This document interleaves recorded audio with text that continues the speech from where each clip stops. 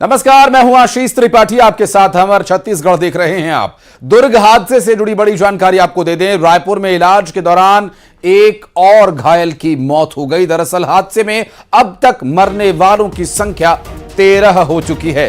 13 घायलों का इलाज जारी है, जबकि बस ड्राइवर पर 3 धाराओं के तहत मामला दर्ज किया गया है। ड्राइवर गुरमीत सिंह पर मामला दर्ज किया गया। गैर इरादतन हत्या का भी प्रकरण इसमें दर्ज किया गया है। दरअसल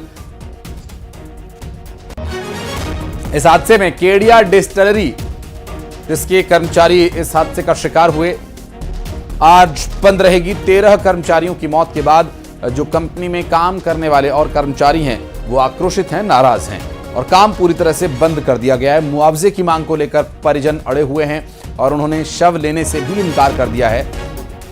कहना है कि पहले मुआवजा दिया जाए, उसके बाद अंतिम संस्कार होगा। यही चाह रहे हैं कि मेरी बहन को ख़त्म हुई है, उसको जो मुआवजा है बोले हैं 10 लाख रुपया पहले दें, क्योंकि वो मेरे जीजा बुजुर्ग आदमी है, कहीं आ जा नहीं सकते। हम लोग गरीब आदमी कहाँ दौड़ेंगे, कहाँ हाथ फैला के मांगेंगे। बाद में तो बोले जला देंगे, तो फिर तो मिलने वाला नहीं है, हम लोग को कोई देने वाला नहीं है। तो आप लोग चाहते हैं कि पहले मुआवजा दें, पहले मुआवजा दें फिर हम ले जाएंगे। अब हादसे की जगह तो ज़िंदगी तो चली गई कि अब हमारा कहना है 2 तो हमारे पास लड़की है, एक लड़का है, बिना विवाहित है तीनों। और मैं बुढ़ा आदमी हूँ, मेरे से काम नहीं होता था, इसलिए वो जाती थी काम करने, कमाती थी, तो घर चलता था।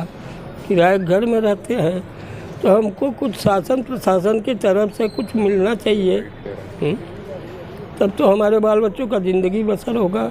और जो हादसा हुआ है उसके दौरान जो भी यहाँ पे टिप्पणी चल रही है, वो सब चीज़ देखते हुए सिर्फ आश्वासन हम लोग को मिला है अभी तक के। और हम चाहते हैं कि सरकार की तरफ से भी मदद मिले, जहाँ से हादसा हुआ है कंपनी से, उधर से भी जो भी उनको बन पड़े वो भी हेल्प करें। और दुर्ग बस हादसे पर सीएम अब पूरी तरह से सख्त हो गए हैं। घटना की न्यायिक जांच के भी निर्देश दे दिए गए हैं। उनका कहना है कि दोषियों को बख्शा नहीं जाएगा। घायलों के बेहतर इलाज के लिए अस्पताल में जाकर उन्होंने निर्देश दिए और घायलों से मुलाकात भी की। मुख्यमंत्री विष्णुदेव साय रायपुर एम्स में पहुंचे थे, जहां पर घायलों का इलाज चल रहा है। और दुर्ग बस हादसे पर सीएम ने सख्ती दिखाई, घटना की न्यायिक जांच की उन्होंने बात कही है। और उनका कहना है कि इस तरह की घटना की पुनरावृत्ति न हो, इसके लिए भी पाबंद किया जाए। और जैसे ही इस घटना का पता चला, वैसे ही पूरा प्रशासन वहाँ, कलेक्टर, एसपी सब पहुँच गए। और कल रात में यहाँ एम्स में हमारे डिप्टी सीएम श्री विजय शर्मा भी आए और बेहतर से बेहतर इनका इलाज हो, ये हॉस्पिटल एम्स को भी निर्देशित किए हैं और बेहतर इलाज हो भी रहा है। अभी 10 पेशेंट को देखे हैं, जिसमें 2 पेशेंट, जिसमें से एक ज़्यादा उनकी स्थिति क्रिटिकल है, बाकी ठीक है और सबका समुचित इलाज होगा, इसका निर्देश दिया जा चुका है। इसके लिए न्यायिक जांच की घोषणा हो गई है और जांच रिपोर्ट आने के बाद कोई भी दोषीदार इसमें बख्शा नहीं जाएगा और इसकी पुनरावृत्ति नहीं हो, इस पर भी विचार किया जाए। दुर्ग के कुम्हारी पहुंचे डिप्टी सीएम विजय शर्मा। बस हादसे का उन्होंने जायजा लिया और बस हादसे में अब तक 13 लोग जान गंवा चुके हैं। दरअसल कंपनी की ओर से मुआवजा राशि दी जा रही है, इस बारे में डिप्टी सीएम ने जिक्र किया और कहा कि सरकार की ओर से भी हर संभव मदद दी जाएगी।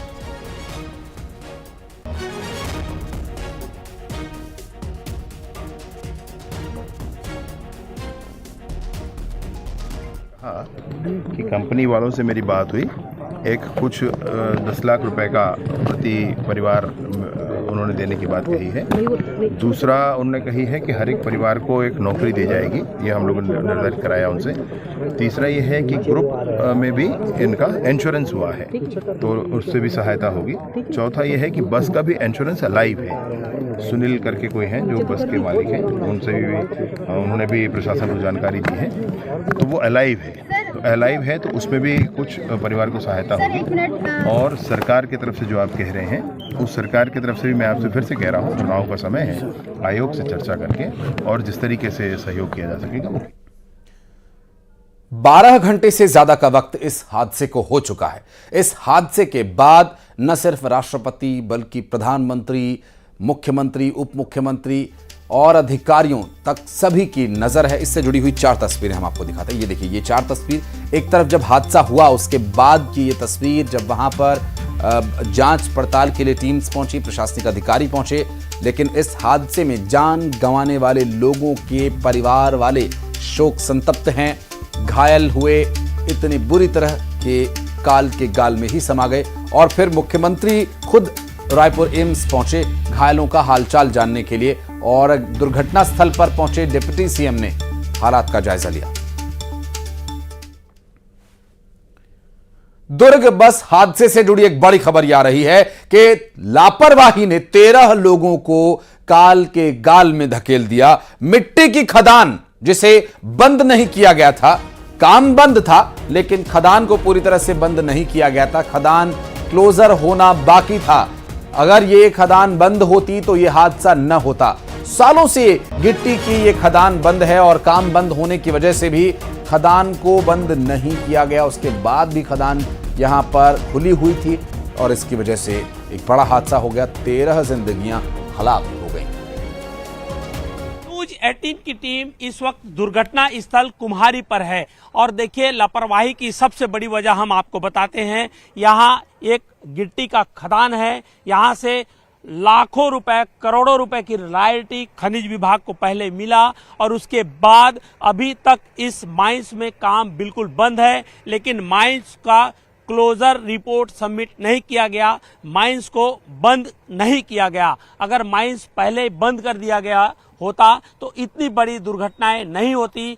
12 लोगों की जान है वो नहीं जाती। जो सड़क है वो बनाया गया है और या फिर सड़क के पास ही माइंस चालू किया गया। हम ग्रामीण हैं, हमारे बीच मौजूद हैं, बताएंगे कुछ हिस्सा इसका पट गया है। अगर ये हिस्सा पट जाता तो दुर्घटना होता क्या? नहीं होता सर। इतना पहले क्या है, कोई निजी जिसका जमीन रहा होगा या जिसका, ये तो मेरे को जानकारी नहीं है सर कि क्यों इसको पाटे हैं, पर आधा हिस्सा, आधा से भी कम हिस्सा 1-2 साल पहले इसको पाटा गया था। अगर ये पूरा हिस्सा अगर पट गया होता तो ये हादसा नहीं होता। बरसात में काफी पानी भरता है। बरसात में तो बहुत पानी रहता है सर, पूरा पानी भरा रहता है जी। और एक हादसा यहीं पे ही एक टाटा एस गिरा हुआ था यहाँ पे जी। हाँ, और एक बाइक वाला भी यहाँ से गिर के 2-4 साल पहले हादसा हो चुका है यहाँ पे।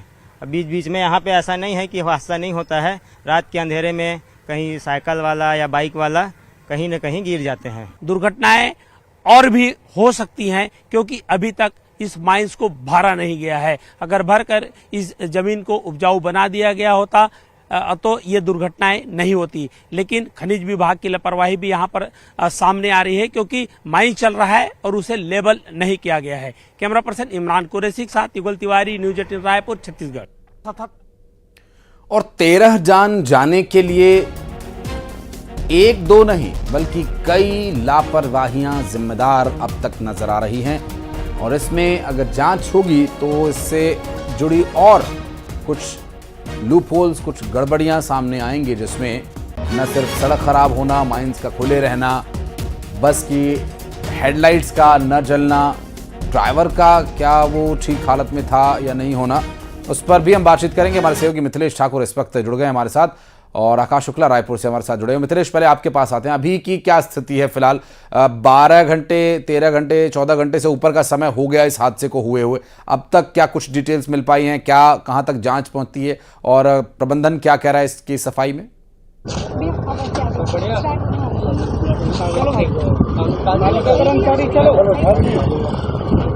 मिथिलेश, अगर आपको आवाज मिल पा रही है, अब तक की घटनाक्रम से जुड़ी जानकारी बताइए, क्या कुछ है? अभी कंपनी प्रबंधन क्या कह रहा है? देखिए कंपनी प्रबंधन ने क्या कहा है अभी तो बहुत स्पष्ट नहीं पाया, लेकिन मुआवजा देने की बात कही है। जहां तक की बात है, जो 12 घंटे बीत चुके हैं, मैं उसी जगह में खड़ा हूं जिस जगह में ये घटना हुई थी। अब आपको दिखा दूं थोड़ा सा कि देखिए ये वही खाई नुमा जगह है जहां पर बस गिरी थी। कुछ देर पहले ही यहां से बस को निकाला गया है और जब ये यहाँ पर बताया जाता है कि जब बस चलती थी तो उसकी कई दूर दूर तक आवाज सुनाई देती थी, क्योंकि सामने ही नजदीकी बस्ती भी है। यहाँ पर वर्षों से लोग रह रहे हैं और यहाँ पर शिकायत भी कई बार की गई थी, लेकिन कोई कार्रवाई नहीं हुई। उसके बावजूद आज देखिए एक बड़ा हादसा हो गया। यहाँ पर ग्रामीण है, कुम्हारी वासी यहाँ पर बड़ी संख्या में मौजूद है, जो काफी आक्रोशित भी हैं, डरे हुए भी हैं, क्योंकि एक बड़ा हादसा हुआ है, क्योंकि जिसमें 13 लोगों की जान चले गई है। कुछ लोग उनसे बातचीत करने की कोशिश करेंगे। देखिए आप लोग यहाँ रहते हैं, कितना खतरा रहता था? Good afternoon everyone. सर ये पहली बार नहीं हुआ, एक्चुअली यहाँ पे टाटा है, छोटी मोटी गाड़ियाँ गिरती हुई है, पर किसी को चोट ऐसा कोई गंभीर हुआ नहीं, इसलिए आज मैटर इतना उठा नहीं। आज इतना बड़ा हादसा होने के बाद ये मैटर उठ रहा है। मैं ये बोलता हूँ कि ये जो जगह है, मेरा 1996 में जन्म हुआ है, मतलब उसके बाद से तो मैं कभी यहाँ पे कंस्ट्रक्शन कुछ मतलब इक्विपमेंट देखा नहीं कि यहाँ पे खदान खुदाई हो रहा है या कुछ हो रहा है। यहाँ पे कुछ होता नहीं था, बट मेरा ये मानना है कि अगर ये मतलब काट देते इसको, अगर कुछ अपन डेवलपमेंट में ला लेते तो विकास के लिए भी अच्छा होता, और प्लस आज ये जो हुआ हादसा। देखिए हादसा के बारे में क्या कहेंगे कि एक इतने लोगों की जान चले गई और ये काफी डेंजरस क्षेत्र है? इसके लिए तो छत्तीसगढ़ डिस्टिलरी जो केडिया मैनेजमेंट है वो जिम्मेदार है। क्यों कि ये जो रास्ता है डिस्टिलरी के लिए जाता है, उसके आगे जो है वो अकोला बस्ती के लिए जाता है, तो मेन इसका आवागमन का जो है वो डिस्टिलरी के लिए होता है। बिल्कुल। और ये जो खदान है ये बहुत पहले से, ज़्यादा नहीं तो 25-30 साल पहले से हम यहाँ से जो रैलिया जो दिन में जो लेके जाते हैं, मगर कभी इस रास्ते को डिस्टिलरी वाले ने, प्रशासन ने भी नहीं सुना। प्रशासन ने कभी सोचा ही नहीं कि भाई इसमें जो कभी घटना हो सकती है। और जहाँ तक ये केडिया केसर डिलान का जो बात है, ये तो किसी श्रम लोगों में इस बात को लेकर भी नाराजगी है, स्वाभाविक है मिथिलेश, और होना भी बनता है। आकाश के पास चलते हैं। आकाश, खुद मुख्यमंत्री पहुंचे थे रायपुर एम्स और उनका जांच के लिए आदेश दिया जाना, और क्या कुछ आदेश अभी सीएम की तरफ से इस घटना को लेकर दिए गए? जी बिल्कुल, देखिए घटना जो हुई वो बेहद दुखद है और इसको लेकर प्रशासन भी चिंतित है। जो प्रधानमंत्री, राष्ट्रपति और मुख्यमंत्री ने भी इस पर जो मृत्यु हुई है जिनकी, उस पर शोक व्यक्त किया। इसके साथ ही उप मुख्यमंत्री घटनास्थल सुबह मौके पर पहुंचे थे, उन्होंने स्थिति का जायजा लिए, वही व्यवस्था को लेकर भी उन्होंने बात कही, साथ में परिजनों से उन्होंने मुलाकात की। और इसके साथ ही जो एम्स में भर्ती थे उनको देखने के लिए मुख्यमंत्री विष्णुदेव साहब पहुंचे थे। वहां एक एक जो भर्ती पीड़ित थे उनके पास गए, उनके परिजनों से चर्चा की। इस दौरान उन्होंने ढांढस भी बांधा, साथ ही जो मृत व्यक्ति है उनके परिजनों को 10-10 लाख रुपए मुआवजा देने की बात कही है। इसके अलावा नौकरी की भी बात कही है, साथ में जो इलाज में खर्च आएगा उसको भी वहन करने की बात कही है। एम्स प्रबंधन से मुख्यमंत्री ने चर्चा की और स्पष्ट निर्देश दिए हैं कि जो भी व्यवस्था है, जो भी इलाज है, प्रॉपर तरीके से उनको मिलना चाहिए, किसी भी तरीके से दिक्कत नहीं होना चाहिए। जी बहुत शुक्रिया आपका इस पूरे मामले पर जानकारी देने के लिए।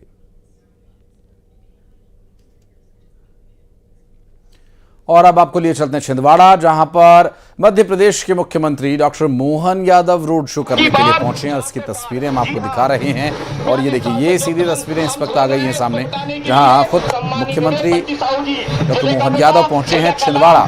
छिंदवाड़ा कमलनाथ का गढ़, नकुलनाथ का गढ़ कहा जाता है, कांग्रेस का अभिद्य किला माना जाता है। और इस बार क्या ये इस किले में भारतीय जनता पार्टी घुसने में कामयाब रहेगी? क्या इस किले पर विजय भारतीय जनता पार्टी को प्राप्त हो पाएगी? क्योंकि काफी समय से ये एक ऐसा एकमात्र एकमेव ऐसा स्थान है, चाहे विधानसभा चुनाव हो, लोकसभा चुनाव हो, भारतीय जनता पार्टी को कांग्रेस पार्टी ने कहीं कोई मौका नहीं दिया है। लेकिन क्या इस बार, क्योंकि जिस तरह से खुद कैलाश विजयवर्गीय, अमित शाह और मुख्यमंत्री डॉक्टर मोहन यादव इस सीट पर एक्टिव हैं और लगातार जो मूवमेंट हो रही है और ये रोड शो भी उसमें शामिल है, इससे क्या बीजेपी के पक्ष में माहौल बनेगा? और भारतीय जनता पार्टी के विवेक बंटी साहू, मुख्यमंत्री डॉक्टर मोहन यादव और कई अन्य भारतीय जनता पार्टी के नेता कार्यकर्ता यहां पर इकट्ठा हुए हैं और छिंदवाड़ा में इस वक्त ये रोड शो चल रहा है। आपको तस्वीरें हम दिखा रहे हैं छिंदवाड़ा से, जहां पर इस वक्त मुख्यमंत्री डॉक्टर मोहन यादव मौजूद हैं और साल 2024 के इस लोकसभा चुनाव में भारतीय जनता पार्टी को इस बार मध्य प्रदेश में कितनी सीटें मिलेंगी ये तो बहरहाल भविष्य के गर्भ में है, लेकिन अभी जो स्थिति है उसमें 2019 के चुनाव परिणामों पर भी अगर नजर डालें तो 29 में से 28 सीट्स भारतीय जनता पार्टी जीतने में कामयाब रही थी। जो एकमेव सीट बची थी वो छिंदवाड़ा की सीट थी और इस बार बीजेपी के कई बड़े नेताओं ने दावा किया है और बीजेपी के कई बड़े नेताओं का ये कहना है कि भारतीय जनता पार्टी इस बार छिंदवाड़ा की सीट जीत कर रहेगी और छिंदवाड़ा की सीट पर जीत दर्ज करने के लिए भारतीय जनता पार्टी लगातार प्रयासरत भी है। और इस प्रयास में इस रोड शो को भी आप देख सकते हैं, इस वक्त मुख्यमंत्री विवेक बंटी साहू रोड शो करते हुए और सब तरफ उनके कार्यकर्ता वहां मौजूद हैं जो कि पुष्प वर्षा कर रहे हैं, फूल बरसाकर स्वागत कर रहे हैं। और इस बार का लोकसभा चुनाव भी काफ़ी दिलचस्प चला है और इस चुनाव में खुद मुख्यमंत्री डॉक्टर मोहन यादव विवेक बंटी साहू के लिए वोट मांगने गए हैं और प्रचार कर रहे हैं, साथ ही इस रोड शो के माध्यम से लोगों से संपर्क साध रहे हैं। आपके भी महाकाल के भक्त सम्माननीय डॉक्टर मोहन यादव जी आपका स्नेह और आशीर्वाद देने के लिए आपके बीच आ रहे हैं। और छत्तीसगढ़ में भारतीय जनता पार्टी ने एक और पोस्टर जारी किया और इस पोस्टर में कांग्रेस पर निशाना साधा, कांग्रेस पर झूठे वादे करने का आरोप लगाया, 2018 के घोषणा पत्र का जिक्र किया, पुराने वादे पूरे न करने का आरोप लगाया गया है। दरअसल ये एक पोस्टर जो है, इससे पहले भी कई पोस्टर जारी किए गए हैं जिसमें कि न सिर्फ कोरबा, राजनांदगांव, बस्तर, अलग अलग लोकसभा क्षेत्र से खड़े हुए कांग्रेस पार्टी के प्रत्याशियों के कुछ पुराने विषयों को लेकर घेरने का प्रयास किया गया, बल्कि इसमें कांग्रेस पार्टी को अब पूरी तरह से घेरा गया, जिसमें साल 2018 के विधानसभा चुनाव के दौरान किए गए वादों को लेकर यहां कांग्रेस पार्टी को घेरा है। और आकाश शुक्ला हमारे सहयोगी जुड़ के हमारे साथ उनसे बात करेंगे। आकाश, पोस्टर पर पोस्टर और कांग्रेस पार्टी को घेरने का काम बीजेपी कोई मौका नहीं छोड़ रही है। इस बार 2018 के चुनावी वादों को झूठा बता रही है बीजेपी, कांग्रेस पार्टी पर निशाना साध रही है। जी बिल्कुल, पोस्टर वार है वो बीजेपी का लगातार सामने आ रहा है। इससे पहले भी बीजेपी ने कई पोस्टर वार के माध्यम से जो है कांग्रेस को घेरा और अभी एक और पोस्टर उन्होंने एक्स पर जारी किए हैं। इस पे उन्होंने साफ तौर पर जो 2018 में वादे किए थे कांग्रेस ने सत्ता में आने से पहले, तो वो कांग्रेस 2018 में सरकार में सत्ता में आने के बाद जो वादे पूरी नहीं हुई उसकी बात कही है। इसके साथ ही ये भी कहा है जब पिछले वादे वो पूरी नहीं कर पाई है तो अभी 8,000 रुपये महिलाओं को देने का वादा कैसे करेगी। पिछले वादे को जिस तरीके से उन्होंने गिनाए हैं, 2018 में कांग्रेस ने कहा था कि 2,000 फूड प्रोसेसिंग पार्क लगेगा, इसके अलावा महिलाओं को 500 रुपये 4 फ्री गैस सिलेंडर की बात कही गई थी, गरीब परिवार को जमीन देने की बात कही। तो ऐसे में कई वादे हैं, शराबबंदी का एक वादा था, तो ऐसे कई वादे पूरे नहीं हुए। तो इसको परत दर परत जो है लगातार बीजेपी ला रही है और एक तरीके से लोकसभा चुनाव में घेरने का प्रयास कर रही है बीजेपी। जी बहुत शुक्रिया आपका इस जानकारी के लिए। और बस्तर में वोटिंग की तैयारी जारी है, हेलीकॉप्टर से मतदान दलों को भेजा जाएगा। दरअसल 10 MI-17 हेलीकॉप्टर्स का चुनाव आयोग यहां पर इस्तेमाल करेगा और नक्सल प्रभावित इलाकों में 3 दिन पहले मतदान दल यानी पोलिंग पार्टीज को रवाना किया जाएगा। 19 अप्रैल को बस्तर में मतदान होना है। लगभग जो है 167 ऐसे पोलिंग स्टेशंस है जिनको कि हेलीकॉप्टर से हेली ड्रॉपिंग किया जाएगा और इसके लिए पुख्ता व्यवस्था रहेगी। एयरफोर्स के माध्यम से जो है 10 MI-17 हेलीकॉप्टर्स प्रदाय किए जाएंगे और 3 दिवस के अंतराल में जो है ये पूरा हेली ड्रॉपिंग होगा। विधानसभा में भी लगभग इतना ही आंकड़ा था। और अभनपुर में ऑन ड्यूटी पुलिस कर्मचारियों से मारपीट में 2 कांस्टेबल गंभीर रूप से घायल हो गए, जिसका कि सीसीटीवी वीडियो भी सामने आया। हेड कांस्टेबल ने रिपोर्ट दर्ज करवाई है और सड़क हादसे में घायलों की मदद करने के लिए पुलिस कर्मचारी यहां पहुंचे थे, जिनसे मारपीट की गई। आपको बता दें कि ग्रामीणों ने घायलों को ले जाने से रोक दिया पुलिस कर्मचारियों को, और इतना ही नहीं, उनसे मारपीट की।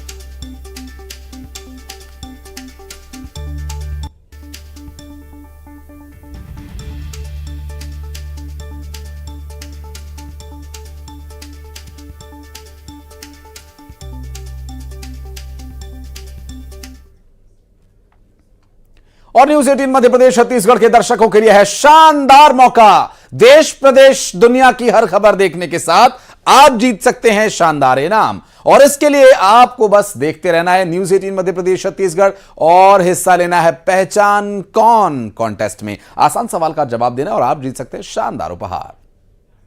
सुबह 7 से 9, दोपहर 12 से 2 और शाम 7 से 9 बजे का वक्त आप दर्शकों के लिए होगा बेहद खास, जब न्यूज 18 मध्य प्रदेश छत्तीसगढ़ पर खबर भी मिलेगी और इनाम भी एक साथ। न्यूज 18 पहचान कौन कॉन्टेस्ट में हिस्सा लीजिए और इन समयों पर दिखाई जा रही खबरों के बीच पूछे गए आसान से सवालों का जवाब दीजिए। सही जवाब जिताएगा शानदार इनाम। रजिस्टर करने के लिए QR कोड स्कैन करें या इस नंबर पर मिस कॉल दें।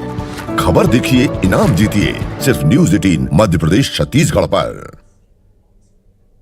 और अब जिस तस्वीर को आपको पहचानना है वो तस्वीर आपको दिखाते हैं, और सवाल है मालवा के ये दिग्गज नेता आखिर कौन हैं जिन्हें आप तस्वीर में देख रहे हैं, और आपको गैस करना है कि आखिर ये चेहरा है किसका। पहचान कौन कॉन्टेस्ट में रजिस्टर करने के लिए आप इस QR कोड को स्कैन कर सकते हैं, और जो नंबर है इस पर मिस कॉल देकर के भी आप रजिस्टर कर सकते हैं।